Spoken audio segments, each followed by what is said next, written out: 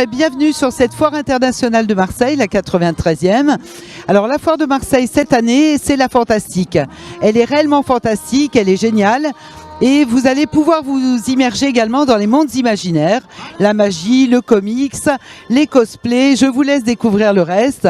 Beaucoup de petites pépites, beaucoup d'inédits, 45 pays présents, donc une vraie foire internationale de Marseille, dont je rappelle que c'est le premier événement grand public français et le 4e national, ce qui n'est pas rien. Nous attendons plus de 320 000 visiteurs et donc venez vous immerger cette année dans les mondes imaginaires de cette très belle foire, la fantastique.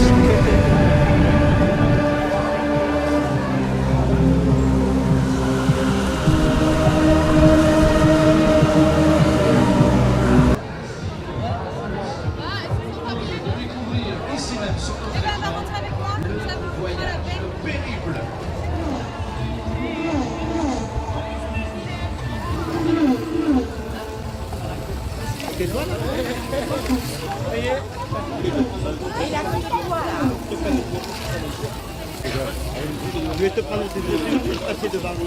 Je te prends le tour. Regarde là.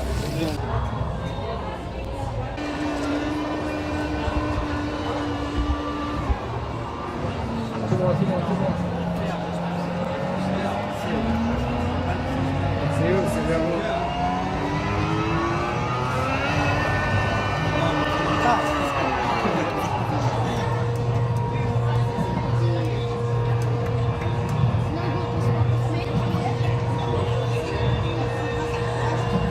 Bonjour, je m'appelle Catherine Casadei, directrice générale de la SAFIM. Et la SAFIM qui donc est gestionnaire du parc Chano et qui était également organisateur d'un certain nombre de manifestations, dont celle bien sûr qui nous occupe aujourd'hui, qui est la Foire internationale de Marseille. Donc très belle foire internationale, premier événement grand public en région, 4e français. Nous sommes précisément sur un espace que nous avons appelé le dressing solidaire. Alors, ce dressing solidaire, c'est de la collecte du don de vêtements et accessoires féminins que nous avons préalablement, avant l'ouverture de la foire, triés, nettoyés, etc., que vous voyez derrière moi mis en scène et qui sont revendus, ces vêtements et accessoires, à petit prix. À notre public de la foire, sachant que l'intégralité des bénéfices réalisés, bien entendu, sera reversée par la SAFIM au Resto du Cœur. Voilà, donc les Restos du Cœur, pourquoi ? Parce que cette année, c'était une première, ce dressing solidaire, qu'il fallait bien choisir une organisation, pourquoi pas les Restos du Cœur. L'année prochaine, ça peut être la Croix-Rouge, le Secours Populaire, nous aviserons. En tout cas, une opération qui connaît un vrai succès parce qu'elle a du sens et elle amène d'ailleurs au sein de cet espace bien-être, dans le Haut-Lin, toute une clientèle qui est ravie de faire une bonne action et qui en profite aussi derrière pour faire un petit peu de shopping sur cette très belle foire. Alors, la Foire internationale de Marseille, c'est bien sûr l'événement festif de la rentrée que tout le monde connaît. Nous fêtons d'ailleurs cette année la 93e édition de la Foire, mais c'est également, et ça on le voit moins, un gros apporteur d'emplois, d'affaires, et un gros créateur donc d'emplois. Il faut savoir que parmi nos 1300 exposants, un grand nombre réalise pendant les 11 jours de la foire un pourcentage important de son chiffre d'affaires annuel. Donc vraiment des familles qui vivent derrière la foire. Et puis bien sûr, tous les invisibles, je cite les hôtesses, les gardiens, les poseurs de moquettes, les standistes, tous ces gens qui interviennent sur le montage et le démontage, bien sûr, de cette opération qui, je le rappelle, occupe les 17 hectares du parc Chano, donc son intégralité. Et puis, pour finir, également, un accent sur le fait que cette foire internationale de Marseille, c'est également l'endroit où tous les mondes se côtoient. Des mondes qui d'ailleurs pour certains ne se côtoient jamais dans l'année, se mélangent, se mixent, partagent, échangent. Et donc une formidable vitrine, une formidable plateforme de rencontre. Voilà ce qu'est aussi la Foire de Marseille.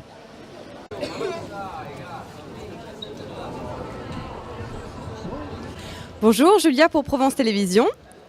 Bonjour, pourriez-vous vous présenter s'il vous plaît ? Alors, je suis Valérie Fedel, je suis la directrice générale du château de la Busine à Marseille. Merci. Eh bien, je suis Nicolas Pagnol, l'un des petits-enfants de Marcel Pagnol. Je suis le président fraîchement élu du château de la Busine. Entre autres, je suis aussi le président de la compagnie méditerranéenne de films, qui est la société de production qui a été créée par mon grand-père. Et j'ai aussi une boutique à Marseille, la boutique Marcel Pagnol, qui vient d'ouvrir. Voilà. Et metteur en scène, et écrivain aussi, Nicolas, tu as oublié. Oui, à mes heures perdues, c'est vrai, c'est vrai. Non, mais je ne me considère pas comme un metteur en scène ni un écrivain, je m'amuse, voilà. C'est déjà très beau. Pourriez-vous nous donner quelques mots à propos de votre venue sur les stands de l'Arménie de Marseille, entre autres, et sur la foire de Marseille ? Alors, c'est vrai que la foire de Marseille, c'est un grand moment, c'est un moment fort pour tous les Provençaux. Et donc, c'est important justement pour le château de la Busine, qui est un haut lieu de la culture aussi marseillaise, de pouvoir justement être présent, d'aller à la rencontre à la fois des institutions, sur le stand de l'Arménie, d'un certain nombre de personnalités aussi. Et puis de rencontrer plus simplement tous les acteurs qui sont présents sur la foire, que ce soit aussi bien des représentants des différents pays, d'entreprises, d'associations. Voilà, je crois que c'est assez complet justement la foire et c'est donc une belle occasion pour participer, pour rencontrer des personnes. Merci. Et vous, Nicolas Pagnol, qu'est-ce qui vous amène sur le stand de l'Arménie et surtout sur la foire de Marseille aujourd'hui ? Alors, ce qui m'amène sur le stand de l'Arménie, c'est que je présente mon dernier livre qui s'appelle Marcel Pagnol, l'album d'une vie, qui retrace toute la vie de Marcel Pagnol en photographie. Et je viens aussi voir un ami de longue date de la famille, Charles Aznavour. Je crois qu'il a beaucoup de choses à me dire, il a des projets. Il m'a dit qu'il voulait rebaptiser la gare Saint-Charles Marseille-Pagnol. C'est une formidable idée, mais je ne sais pas si ce sera vraiment faisable. En tout cas, je viens surtout voir des amis, tant des représentants des collectivités que des hommes d'affaires de la région. Je représente les intérêts Pagnol, j'ai beaucoup d'envie en fait, beaucoup de projets en région PACA, et c'est important pour moi de rencontrer un maximum d'acteurs pour voir ce que l'on peut faire ensemble, parce que Marcel Pagnol et la région PACA sont intimement liés, que ce soit par son œuvre, mais aussi par sa vie tout simplement. Il est un peu l'âme de la Provence, et la Provence est un peu l'âme de son œuvre. Tout à fait, il a marqué nos vies tant qu'à l'école pour nous. Malheureusement. Et heureusement, et ce château restera aussi gravé dans nos mémoires visuellement. Merci beaucoup. Et merci à vous, Julia. Et très belle journée, bonne continuation. Merci.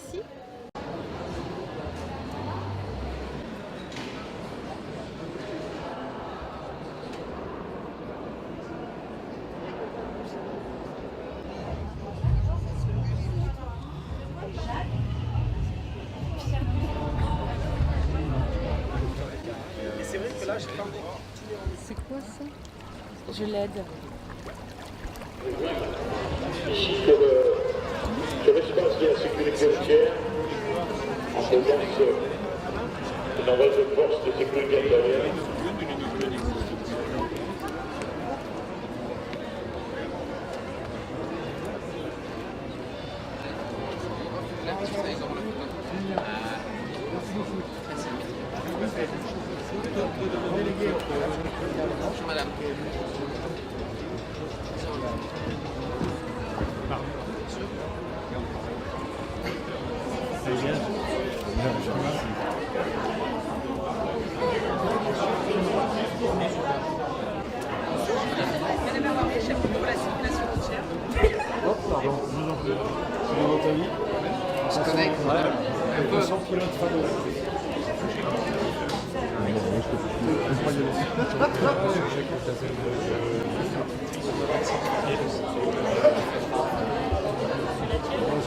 On s'est salué, pardon. Et là, derrière, on s'est salué. C'est vraiment les gens viennent avec la banane, ils ont envie de venir. J'ai vu chez moi, tout le monde voulait venir. Il a fallu que je les retienne pour qu'ils bossent un peu. On prenait des risques. Non, mais c'est sécurisé, c'est des véhicules auto-écoles. Monsieur Daniel Vier, c'est la direction des routes du conseil départemental. Bonjour, vous allez bien? Bonjour, monsieur. Ah bah oui. Il y a de la place. Ça va derrière? Oui, pour l'instant, vous n'avez pas commencé à conduire, ça va très vite. Julienne.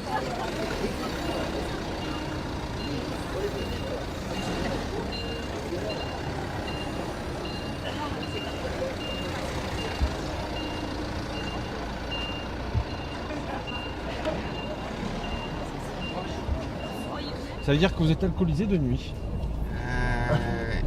Et là, je suis censé tourner normalement. Voilà. Il y a des bornes, non, par là? C'est ça. Il est à ta disposition. Ben écoute, on attend Znavo. Hein. Oui. On attend Znavo, on fait le truc traditionnel qu'on fait là. Oui. Ça, vous savez, ça. C'est une terminienne. On va manger du pain qui est traduite par le pain et le sel. et le sel. Manger le pain et croquer le sel.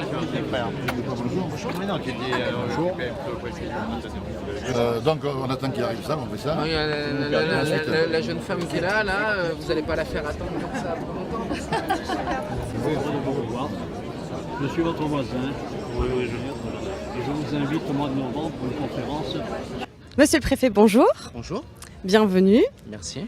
Comment allez-vous aujourd'hui? Très bien, merci. Je suis très content d'être à la foire, surtout en cette journée où la fréquentation va être à son maximum. J'ai déjà appris que les jours précédents avaient été marqués par une augmentation de la fréquentation.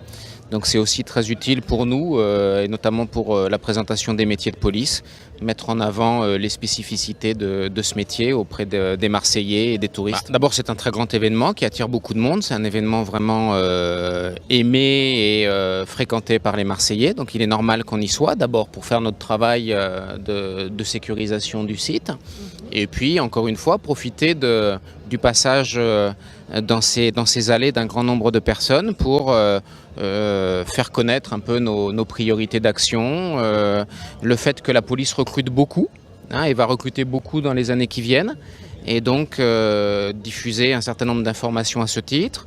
On était juste avant sur le stand de la sécurité routière aussi, puisque nous avons une action entre l'État et les collectivités territoriales, notamment le département, une action de sensibilisation, de prévention spécialement destinée aux jeunes. Il y a 9000 jeunes qui passent sur le stand de sécurité routière pendant la durée de la foire. Donc c'est pour nous un outil très important pour faire passer des messages assez simples, mais importants de prévention, de comportement au volant. Voilà, donc un peu les différents aspects de notre activité ici. Et puis il y a une association importante aussi qui s'appelle Orphéopolis, qui s'occupe des orphelins de la police nationale et qui tient un stand ici. Donc c'est aussi l'occasion de leur rendre hommage. Monsieur le préfet, vous êtes donc arrivé au préfet de la sécurité depuis 3 mois. Quelle serait aujourd'hui votre feuille de route ? Ma feuille de route, elle a déjà été déterminée au moment où je suis arrivé. Elle repose sur deux piliers finalement. Le premier, c'est celui de la coopération entre les services de l'État, les collectivités territoriales les citoyens, c'est-à-dire je considère que la sécurité, notre sécurité, est d'abord une affaire de coproduction. L'État, bien sûr, est leader sur bien des aspects, notamment sur les arrestations, l'aspect répressif. Mais il y a aussi dans la sécurité tout un aspect de prévention extrêmement important. L'État y participe, mais les collectivités territoriales ont aussi un rôle très important à jouer.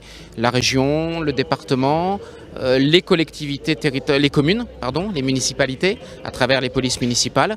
Donc mon plan d'action, si vous voulez, il repose sur ces deux piliers, allier la prévention et la répression, d'une part, parce que l'un ne va pas sans l'autre, et d'autre part, travailler en lien avec l'ensemble des partenaires institutionnels, mais aussi des citoyens. Il y a des dispositifs comme Voisins Vigilants, par exemple, qui sont des choses extrêmement intéressantes, pour que tous ensemble, nous puissions garantir la sécurité.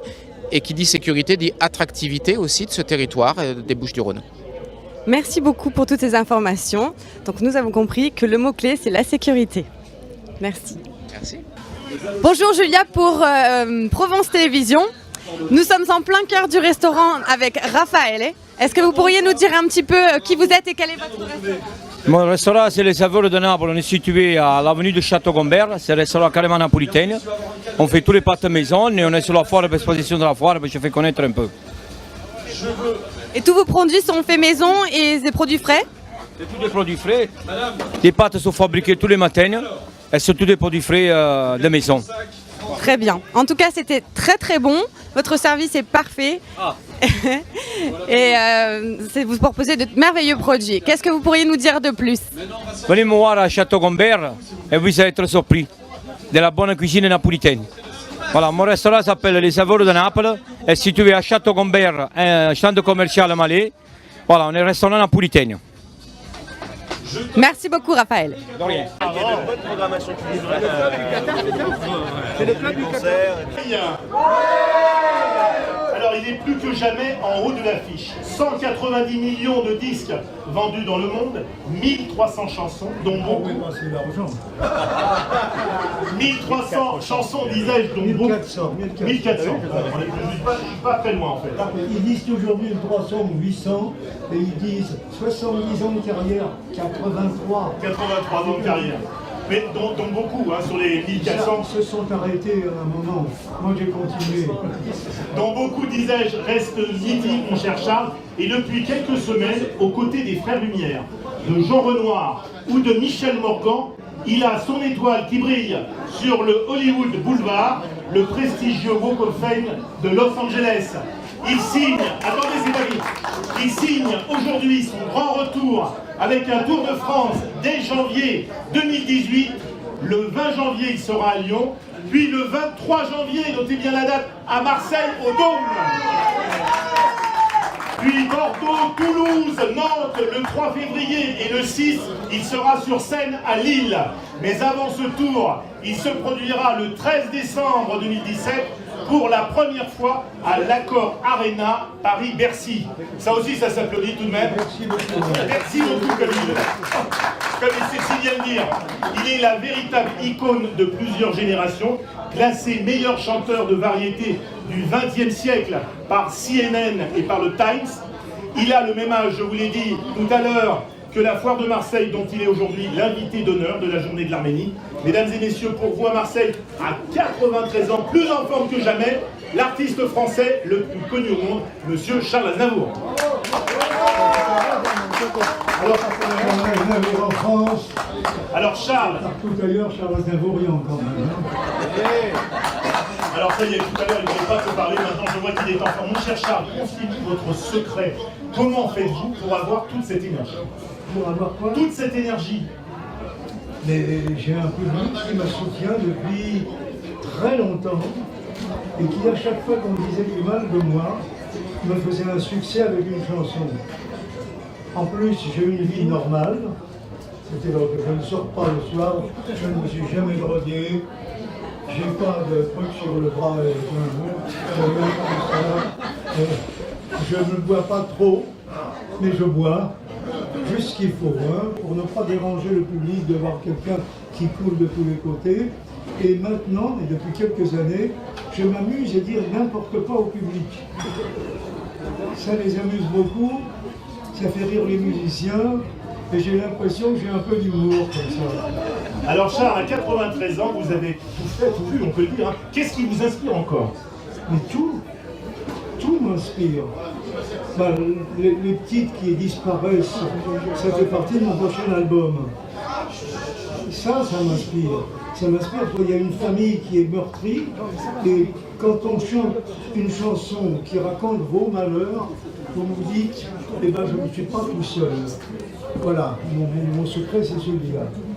Alors un journaliste vous demandait il y a quelques jours si vous n'étiez pas fatigué, vous lui avez répondu non, le principal ce n'est pas que je sois fatigué, c'est que le public ne soit pas fatigué. Si vous voulez être aimé par le public, avez-vous dit Charles, il faut l'aimer. Pour le moment, j'ai dit que j'irai jusqu'à 100 ans, après je vous dirai. Ah oui, je ne sais pas d'abord, il va falloir que je marche ma canne, parce que ma femme n'aime pas me voir avec une canne, et je ne vois pas bien, je prends des lunettes. Il y en a d'autres qui ont remarqué, moi pas encore. Mais il ne faut pas cacher ce que nous avons, ça ne sert strictement à rien. Au contraire, il faut donner, je sais pas, il faut donner l'idée aux gens qui se cachent à ne pas se cacher, c'est pas une honte, c'est pas, on n'a pas fait exprès, on n'a pas acheté une mauvaise vue et une mauvaise audition, et en plus j'ai pas de mémoire. Alors vous expliquez, cher Charles, je me souviens des choses que j'ai aimées, ça je m'en souviens très très bien. Et des gens que j'ai aimés aussi. Mais sinon pour mon travail, j'ai pas de mémoire. Alors Charles, vous expliquez de voir cela à votre génétique. Vous dites, je dois remercier mes parents pour les bons gènes qu'ils m'ont transmis. Ma sœur Aïda a 94 ans et elle est encore incroyablement énergique. Donc est-ce que c'est dû vraiment à l'ADN, à vos gènes? C'est la vraie musicienne de la famille, c'est ma sœur Aïda. Oui. Patrick Thévenin, bonjour. Bonjour. Pourriez-vous vous présenter, nous donner quelques mots au sujet de votre présence sur la foire de Marseille? Patrick Thévenin, je suis maire adjoint honoraire de la ville de Marseille. J'étais pendant 3 mandatures adjoint au maire des 6e et 8e arrondissements délégués aux écoles. Et à ce titre, j'ai rencontré souvent la communauté arménienne pendant que j'étais élu. Et donc maintenant, je viens chaque année pour assister à l'inauguration du pavillon arménien, parce que les Arméniens sont mes amis. Et lorsqu'on a des amis, le but c'est aussi de les soutenir. Voilà, donc je suis là pour les soutenir. Et puis je suis aussi là à un autre titre, je suis sur la foire de Marseille parce que je fais une opération avec les Restos du Cœur. Parce que je travaille aussi dans la vie privée. J'ai un pressing à Saint-Ginier. Et avec le magasin Jolies Choses, nous avons récupéré des vêtements que j'ai nettoyé à mon pressing et que nous mettons en vente dans le hall numéro 1, ça s'appelle le dressing. C'est des vêtements de femmes et les bénéfices de ces ventes iront directement au Restaurant du Cœur, en sachant que nous sommes aussi en partenariat avec la SAFIM qui nous a offert un stand magnifique au hall numéro 1. Parfait, merci beaucoup pour ces quelques mots. Donc les Restos du Cœur, toujours un grand plaisir de pouvoir soutenir et aider toutes ces personnes. Merci pour tous vos bienfaits. De rien.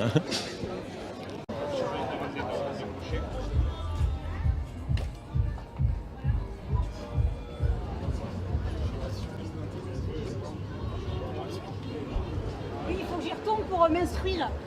Bonjour, Julia pour Provence Télévisions. Nous sommes ici à la foire de Marseille sur le stand des militaires et nous allons voir ce qu'ils ont à nous dire aujourd'hui.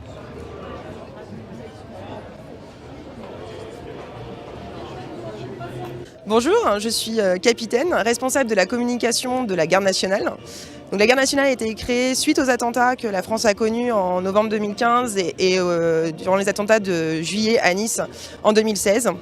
Donc, dans quelques jours, nous fêterons les 1 an de la Garde nationale. Donc c'est tout récent, mais ça regroupe en fait des composantes qui existaient déjà depuis très longtemps, puisque ça regroupe toutes les réserves opérationnelles du ministère des Armées, la réserve opérationnelle de la gendarmerie et la réserve civile de la police, qui relève du ministère de l'Intérieur. Nous sommes présents aujourd'hui à la foire de Marseille pour présenter donc la Garde nationale. La Garde nationale, en fait, c'est toute personne, tout Français, qui dès l'âge de 17 ans peut intégrer la réserve, donc soit du ministère des Armées, soit du ministère de l'Intérieur, pour venir renforcer les armées et les forces de sécurité intérieure quelques jours par an en fonction de ses disponibilités. C'est un contrat rémunéré. La personne donc est soit étudiante, soit un emploi dans le civil autre, et durant ses week-ends, jours de repos, peut venir nous aider et renforcer les forces armées. Si vous souhaitez contribuer à la défense du pays et vous engager dans la Garde nationale, vous pouvez consulter le site internet www.garde-nationale.fr.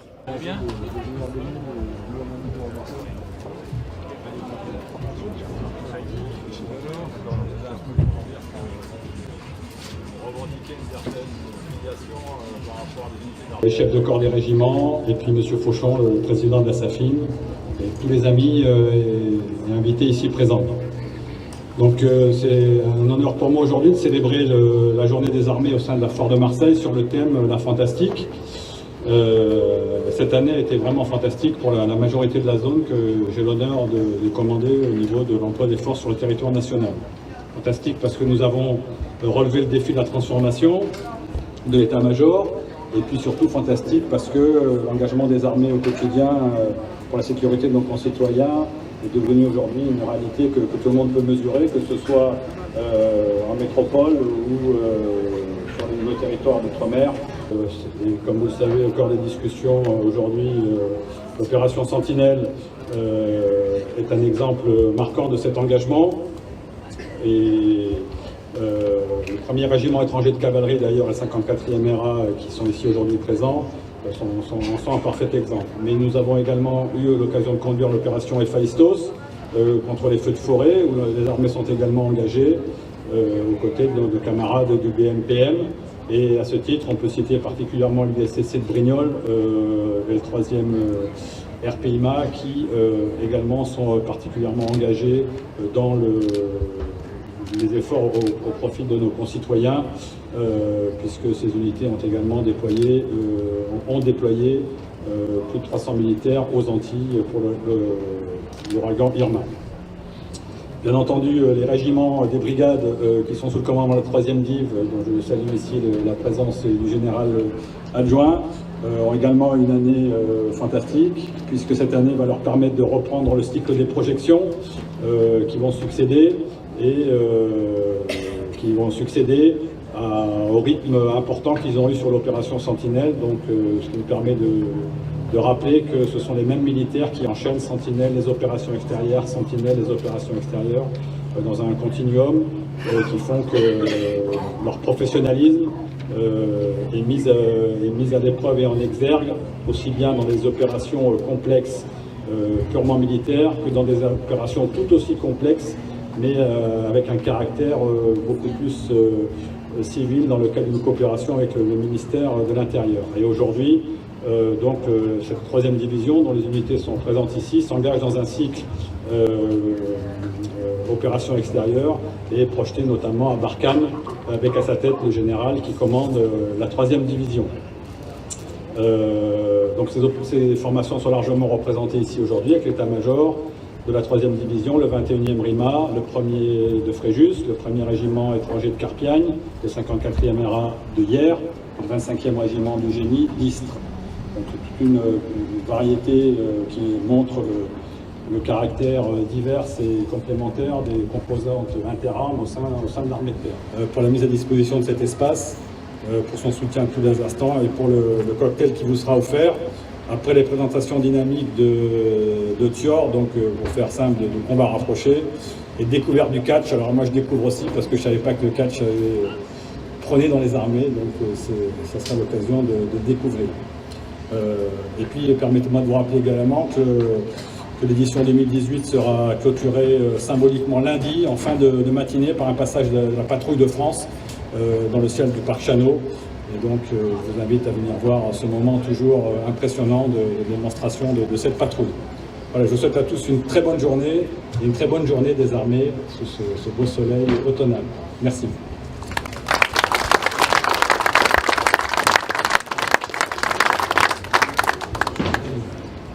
Les patrons de la défense du sud de la France.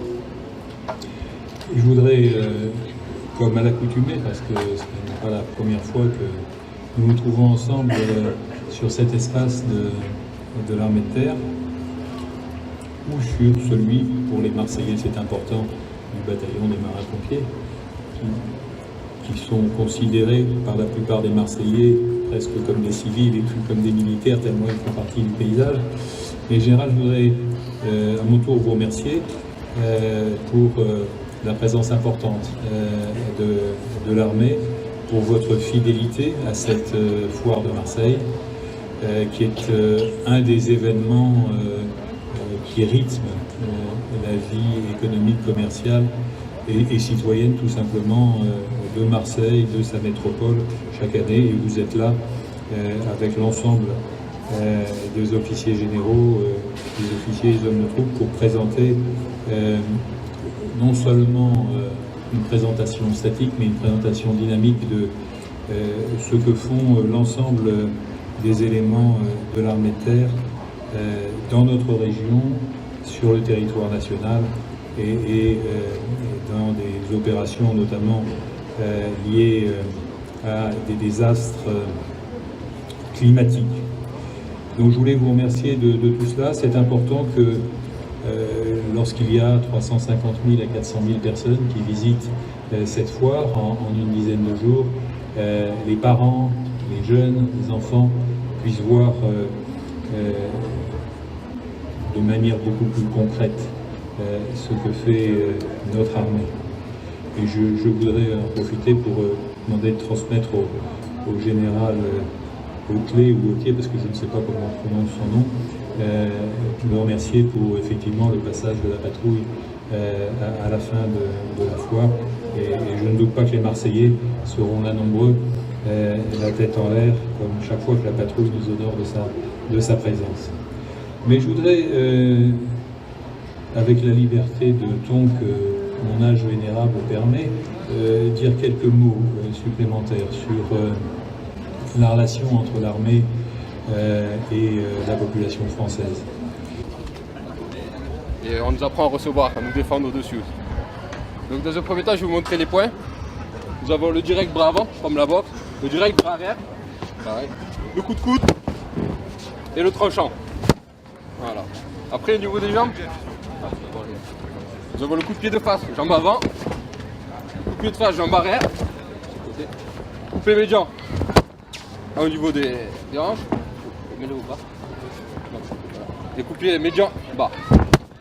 Voilà. Donc, tu peux lâcher. Maintenant, nous allons avoir des défenses sur les coups de pied de face, jambe arrière. Hop.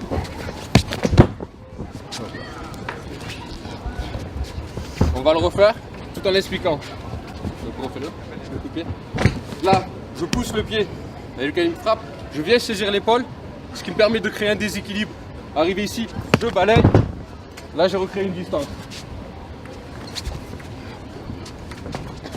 Suivant, coup de pied médian au niveau des hanches. Je recrée une distance. Là, maintenant, je vais expliquer.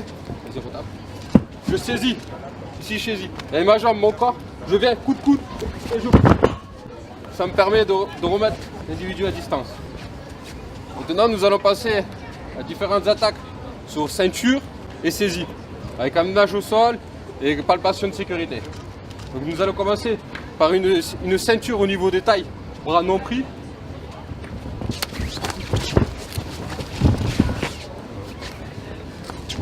Donc là je refais, je l'explique. Donc là il tape une ceinture. Ici je viens prendre ma main, appuyer sur son dos, me coller à lui pour créer un déséquilibre au niveau des dos. Là je saisis sa bouche avec le nez, je pousse en arrière et j'appuie vers le bas, ce qui me permet d'être lâché. Alors, après nous allons assister à une saisie à la tête, ce qu'on retrouve souvent dans le combat.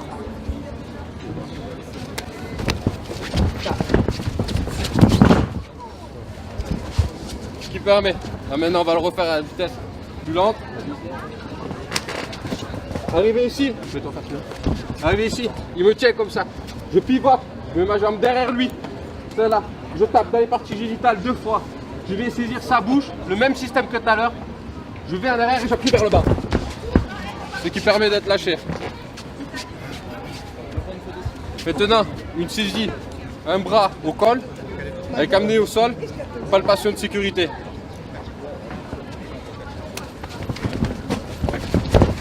Là, je l'ai. Là, il est à moi. Contrôle des cervicales, je bloque. Tout en lui parlant. Monsieur, main dans le dos, s'il vous plaît. Les mains dans le dos, j'amène. Je contrôle son bras. Je mets comme ça, je mets le pied, la tête s'il vous plaît. On relève. Là je bloque, je le maintiens. Je peux faire ma palpation de sécurité. Donc je prends comme ça, j'amène bien le corps. Le col. Contrôle le col, les poches, palpation, pas de fouille, juste une palpation. Je palpe, ceinture, Cheville, s'il vous plaît. Cheville. Je contrôle. Monsieur, on va changer de côté, vous ne bougez pas. Là, ce qu'il faut, c'est en permanence avoir un contact avec l'individu. Ici, cervical, s'il vous plaît, monsieur. Hop là. Je rebloque à mon pied son cou, ce qui l'empêche de bouger. Pareil, ici, palpation de sécurité. Le torse, le col, la ceinture, important. On peut planquer des couteaux. Faire attention de ne pas aller avec les mains pour les seringues, tout ce qu'on peut trouver. Palpation. Cuisse. Cheville, s'il vous plaît. Ok. Une fois l'individu fouillé, palpé, je vais le relever tout en le contrôlant. Donc là, monsieur, on va se relever. Ne bougez pas. Là, je mets le corps comme ça. Contrôle des cervicales, la tête sur le côté. Contrôle des cervicales. Ce qui me permet de lâcher cette jambe, venir chercher sa main ici, le coude. Et là, monsieur, on va se relever. Hop. Allez, on se lève. Hop. La main sur la tête. La main sur la tête. Là, je le tiens. S'il bouge, je force, ça lui fait mal. Je tiens toujours sa main pour éviter que son autre bras se promène. Là, je le contrôle et j'en fais ce que je veux. Donc voilà, mon général, ma démonstration est terminée. J'espère que c'était assez clair pour tout le monde. C'est très parlant.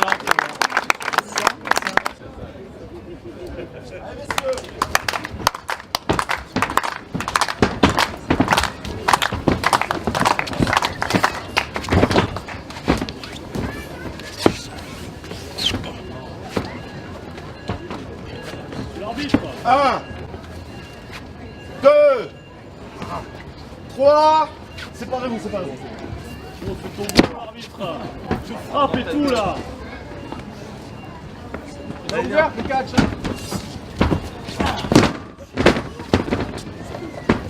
Eh, il est maigre, hein, votre militaire. Je vais te dire, mon petit frère, il bouffe plus que lui. Là. Allez.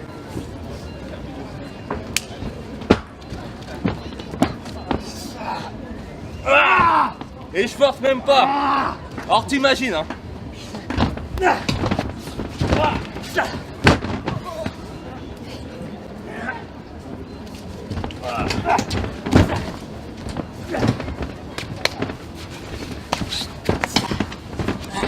C'est vraiment un gringalet. Hein.